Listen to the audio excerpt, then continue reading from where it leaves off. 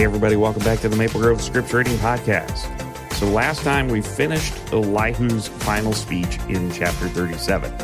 He'd been describing a gathering storm the whole time he was speaking, and by the end of the speech, that storm is actually arriving.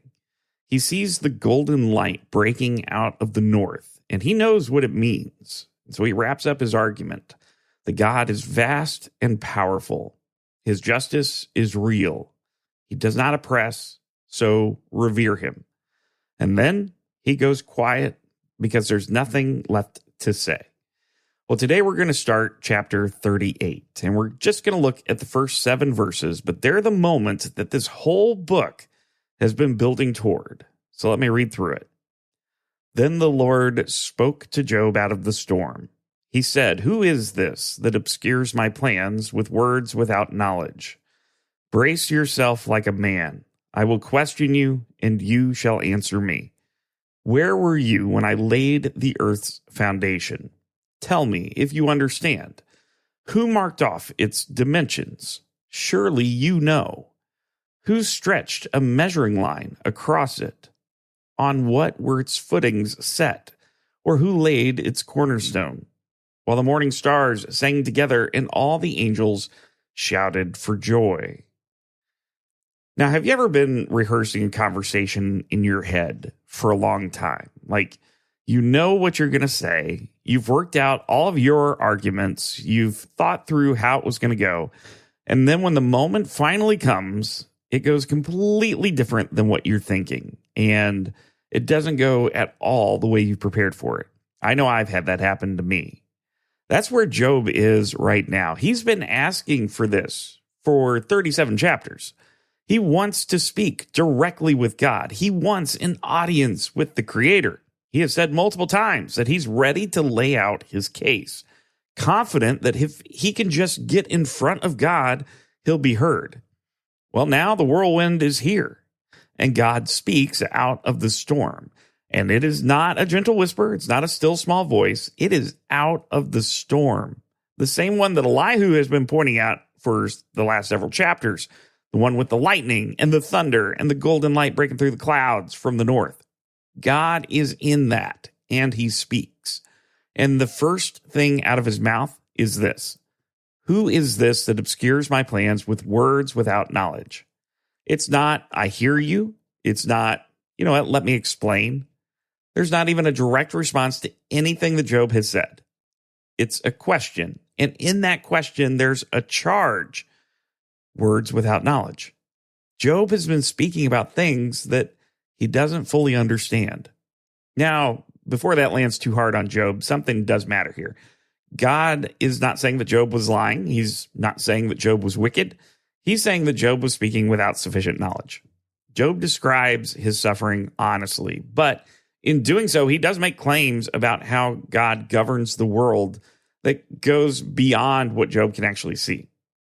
He looks at his situation and he draws some pretty large conclusions about whether the whole operation is just. And God's response is, you don't have enough information for that. And honestly, that's not just Job's problem. I mean, how many conversations have we had about why God allows suffering, why certain prayers go unanswered seemingly, why the world works the way it does? How much of that is us doing exactly what Job did, describing our situation honestly, but then drawing conclusions about God that go further than what we can actually see from where we're standing? Words without knowledge might be the most honest diagnosis of a lot of human theological arguments, including my own. We look at one corner of the picture and then we render a verdict on the whole painting. We experience one chapter of a story and we decide that we know how it's supposed to end. And God's first word, before anything else, is, you don't know enough to judge this. Then he says, brace yourself like a man. I will question you, and you shall answer me. It's literally gird up your loins. It's what you would say to somebody about to do some hard work. Get ready. It's not going to be gentle. It's not going to be comforting, but look at what it is. God granting Job exactly what Job has been asking for. Job wants this encounter. He believes if he can just get in front of God, he can make his case and be heard. And God shows up and says, I'm here.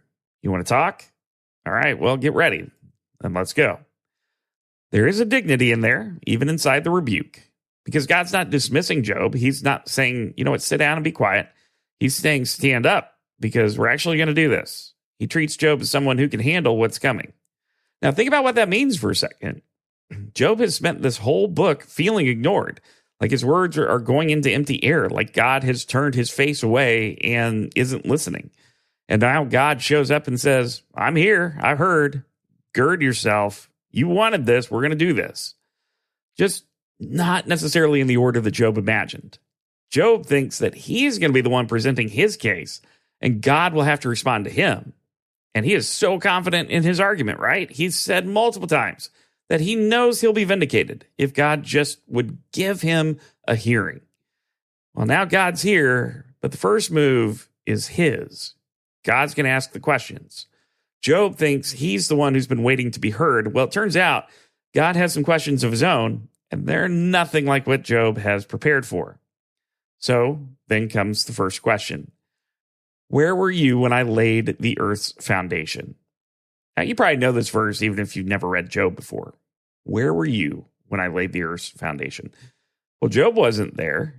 None of us were there. When the dimensions were marked off and the measuring lines stretched across the new earth, when the footings were set and the cornerstone placed, none of us existed yet. Job has no memory of it. He can't tell you how it was done, what it rests on, what holds it in place. He doesn't know the measurements. He wasn't there. And God's point isn't to humiliate him. It's just to locate him. Job's been talking as though he can see the full picture, as though his experience of his own suffering gives him enough information to evaluate whether God's governance of the world is just or unjust. And God is saying, you can't see the whole picture. You weren't even present for the beginning of it. Surely you know, he says. And that sarcasm, I think, is pretty real. Like God is leaning into it. You've been talking as though you know, so tell me. Mark off its dimensions. Stretch a measuring line across it. Tell me what it rests on.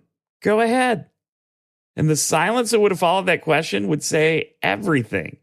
Job's been articulate for, all of these previous chapters. He's had a lot to say.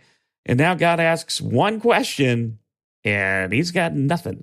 Because there's really nothing he can say, right? Job wasn't there. He doesn't have an answer to this. He can't even begin to answer. And in that silence, everything Job was so confident about starts to shift. Well, then look at how the passage ends. While the morning stars sang together and all the angels shouted for joy.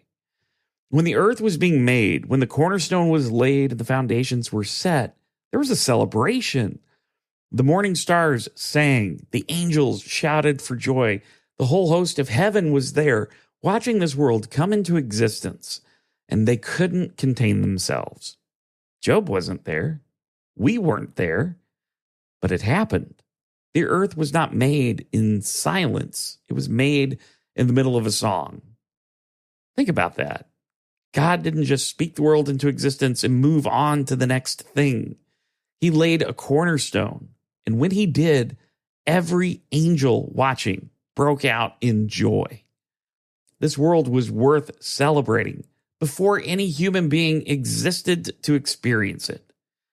And the angels weren't celebrating because of what the world would produce, or because of humanity, or because of anything that came after. They were celebrating the creation itself. The earth being made was enough of a reason to shout. The act of laying the foundation was that significant. And here's what that means for Job.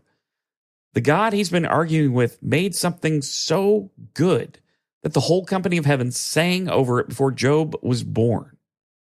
He is still that God. His character didn't change when Job's life fell apart.